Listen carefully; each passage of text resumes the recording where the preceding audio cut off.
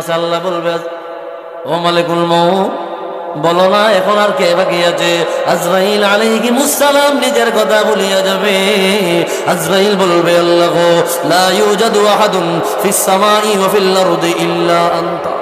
আল্লাহ গো, আসমানেও কেউ নাই, জমিনেও কেউ নাই, তুমি ছাড়া। জমিনে নামবে, জমিনে নামিয়া হাতে একটা লাঠি নিয়ে মাটির মধ্যে গুতা দিবে।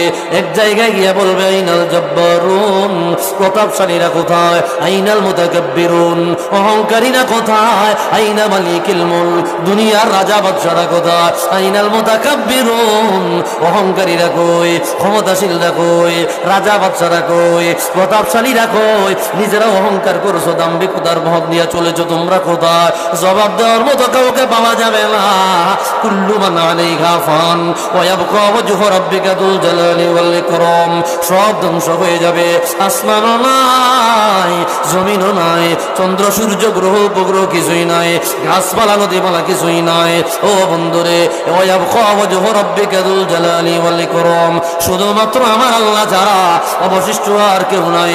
আমার আল্লাহ চিৎকার মেরে মেরে বলবে, লিমানিল মুলকুল ইয়াউম, আজকের রাজত্ব কার?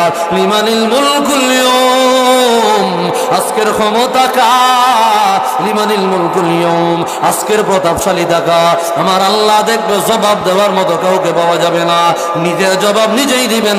লিল্লাহিল ওয়াহিদিল কাহ্হার, আজকের রাজত্ব, আজকের ক্ষমতা, আজকের প্রতাপশালীতা শুধুমাত্র আমি আল্লাহর।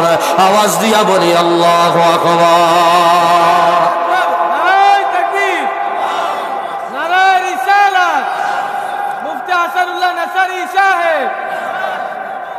ভাইরা রে আমার, এই কিয়ামতের ময়দানে এইভাবে আমার আল্লাহ কায়েম করবেন।